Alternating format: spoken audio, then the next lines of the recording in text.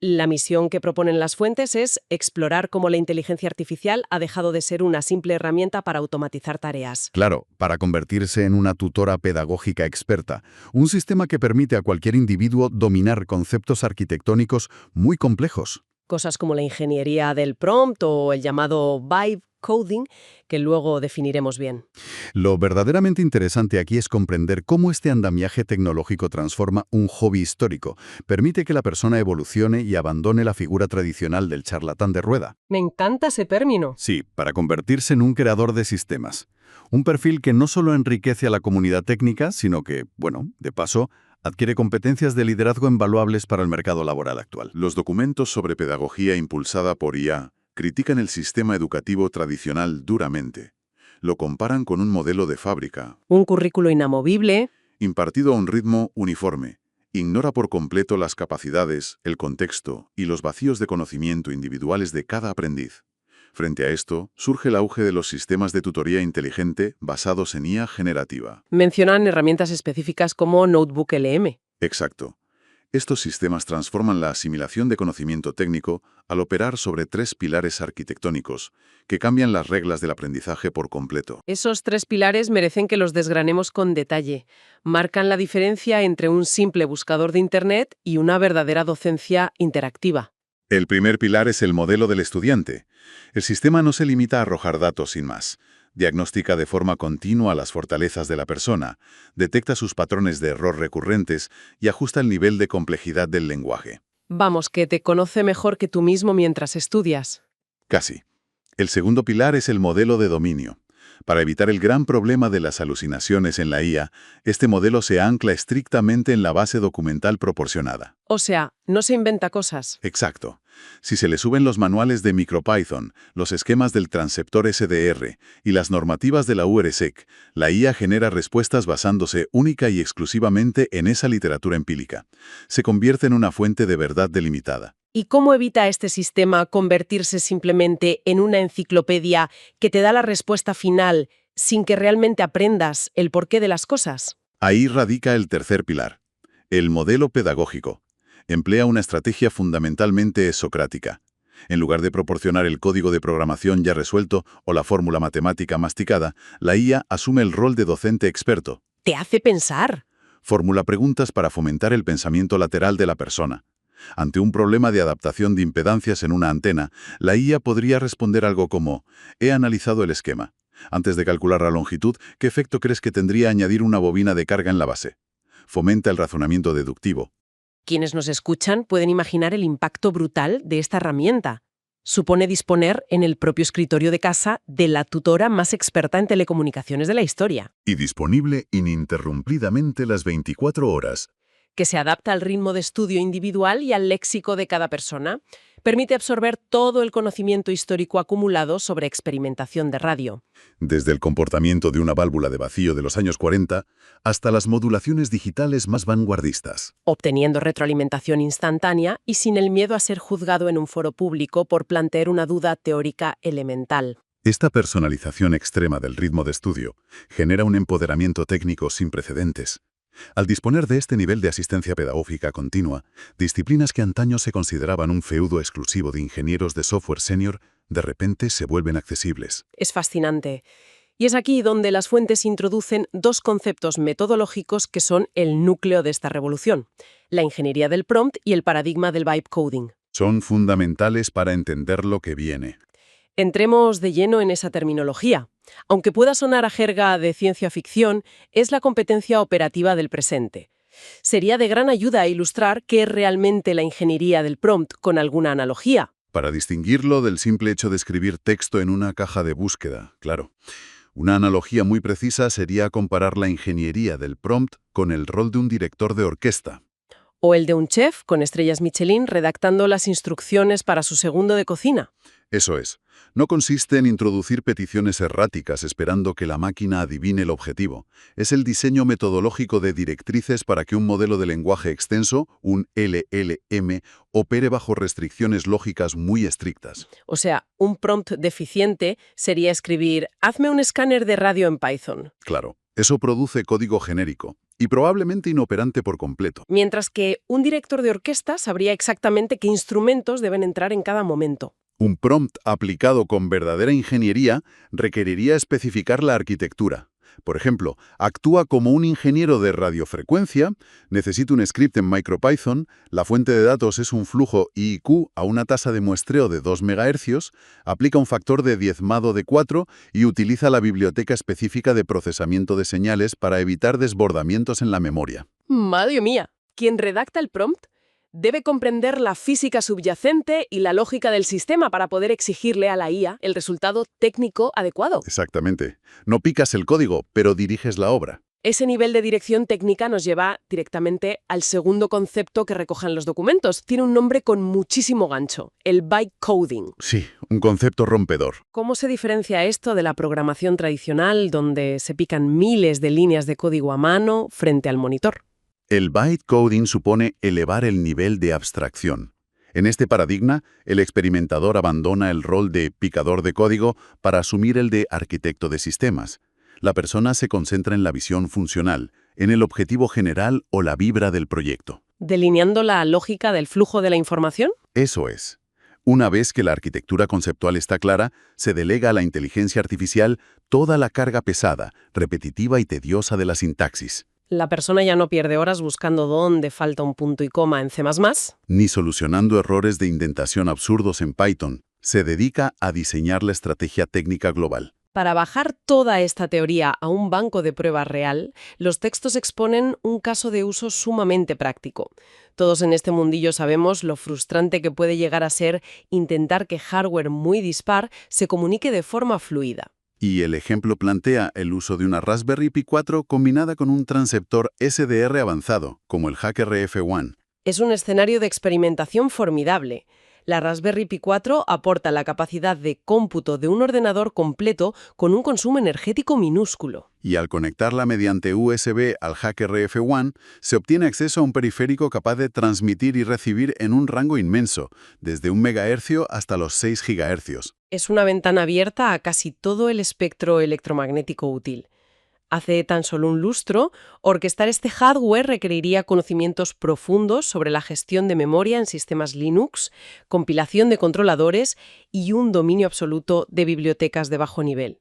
Esa era la barrera de entrada de la que hablábamos al principio, el muro que separaba al aficionado curioso del ingeniero informático. Sin embargo, aplicando el bytecoding, el enfoque cambia radicalmente. El experimentador aplica su conocimiento de radiofrecuencia y su comprensión del problema a resolver. Le indica a la IA tutora la arquitectura deseada. La necesidad de captar una porción del espectro en la banda de aviación, aplicar un filtro pasabanda matemático para eliminar interferencias adyacentes, de modular la amplitud y redirigir ese flujo de datos hacia la tarjeta de sonido de la Raspberry. Y la IA se encarga de estructurar el script en MicroPython, importar las dependencias necesarias de GNU Radio o las bibliotecas específicas y gestionar el buffer de datos para que no colapse la memoria del pequeño ordenador. Todo el trabajo sucio, por así decirlo. Los documentos relacionan directamente esta capacidad de creación con la teoría del bricolaje de Seymour Papert. Fue un pionero de la educación tecnológica en el MIT. Papert argumentaba que el ordenador no debía ser una máquina para ser consumida, debía ser un medio de expresión plástica. En esta cultura maker, la tecnología y la ingeniería tradicional adoptan un rol de apoyo. El usuario no necesita memorizar manuales de sintaxis infinitos, juega con bloques lógicos conceptuales. El bricolaje tecnológico permite construir, desarmar, iterar y ensamblar soluciones complejas combinando la creatividad intuitiva con el rigor científico. Democratiza totalmente el acceso a la creación de infraestructuras críticas.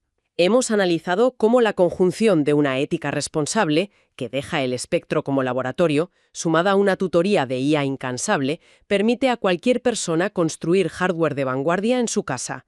Pero la pregunta clave, que se desprende de los textos orientados al mercado laboral, es evidente. ¿Qué repercusión tiene este conocimiento adquirido puramente como hobby en otros aspectos de la vida diaria de quienes nos escuchan? Las competencias desarrolladas al experimentar bajo este nuevo paradigma conforman un conjunto de habilidades transferibles de un valor incalculable.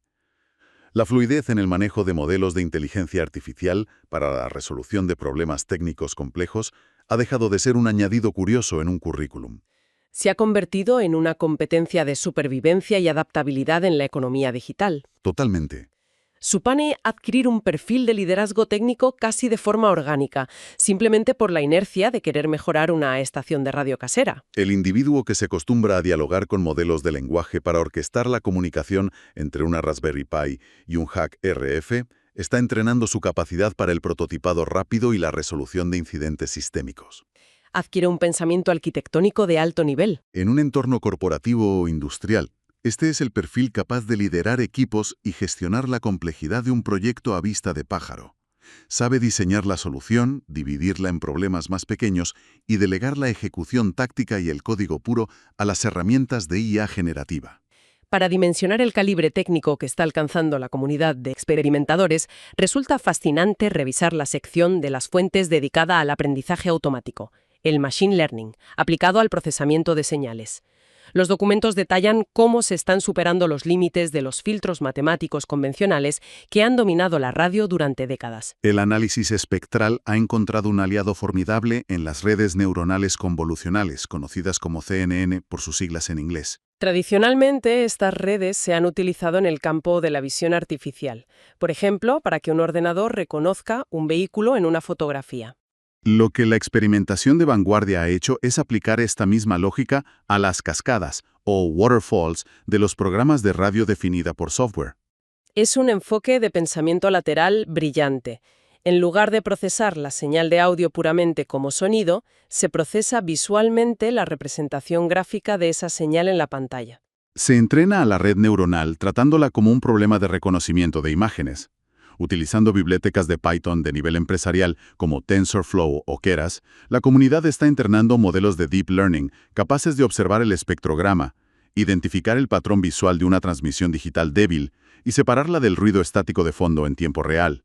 Algo que un filtro tradicional no podría hacer bien. Un filtro algorítmico clásico a menudo degrada la señal útil al intentar recortar el ruido. La red neuronal, tras miles de iteraciones de entrenamiento, aprende a discernir la forma de la información valiosa con una precisión asombrosa. El hecho de que un individuo pueda entrenar modelos de TensorFlow desde su casa para limpiar señales de radio demuestra que las barreras industriales se han difuminado. Quien domina estas técnicas en su tiempo libre está manejando una tecnología directamente extrapolable a sectores críticos. Sin lugar a dudas, Estamos hablando de perfiles que pueden aportar valor inmediato en el desarrollo de redes de telecomunicaciones 6G, en la telemetría aeroespacial, en el procesamiento de imágenes para medicina diagnóstica o en el análisis algorítmico del sector financiero. el hobby actúa como una incubadora tecnológica de bajo coste y altísimo rendimiento. Esta convergencia entre la experimentación ciudadana y las herramientas de aprendizaje automático de código abierto consolida a esta comunidad como una de las reservas de talento técnico no convencional más potentes de la actualidad. Llegamos así al final de nuestro análisis a fondo. Y merece la pena hacer una recapitulación enérgica del territorio que hemos cartografiado a partir de las fuentes. Hemos presenciado la evolución de la radioafición desde sus orígenes analógicos hasta su transformación actual. Ha quedado clara la importancia de migrar la charla social hacia los cafés de Internet. Obedeciendo la ética de la IARU para convertir el valioso espectro electromagnético en un laboratorio puro. Hemos analizado el rol transformador de la inteligencia artificial que actúa como una tutora incansable que entierra el obsoleto modelo educativo de talla única. Y hemos comprobado cómo la aplicación rigurosa de la ingeniería del prompt y el vibe coding permite a los usuarios desarrollar arquitecturas complejas de software y hardware, elevando a un aficionado entusiasta a la categoría de creador y líder tecnológico, plenamente capacitado para los retos del mercado laboral moderno. Todo este recorrido tecnológico nos aboca a una reflexión final provocativa que amplía las implicaciones de lo que detallan los documentos.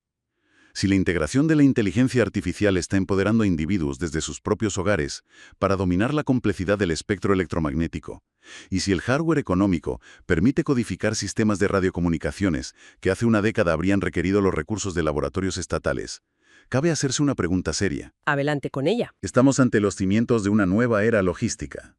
Ante escenarios de desastres globales o colapsos de infraestructuras críticas, cabe plantearse si la supervivencia de las telecomunicaciones dependerá cada vez menos de las grandes corporaciones y los gobiernos y pasará a sustentarse sobre redes enjambre de ciudadanos anónimos, una malla descentralizada e indestructible, armada con antenas caseras, ordenadores del tamaño de una tarjeta y un conocimiento técnico ilimitado potenciado por la inteligencia artificial. Una visión fascinante de resiliencia ciudadana ante la fragilidad de los sistemas centralizados. Esperamos que los conceptos desgranados sirvan de catalizador para quienes nos escuchan. Invitamos a la audiencia a seguir cuestionando los límites de la tecnología, a aprovechar estas herramientas pedagógicas y experimentar por cuenta propia en este laboratorio infinito. Muchas gracias por acompañarnos en esta inmersión profunda. Hasta el próximo análisis.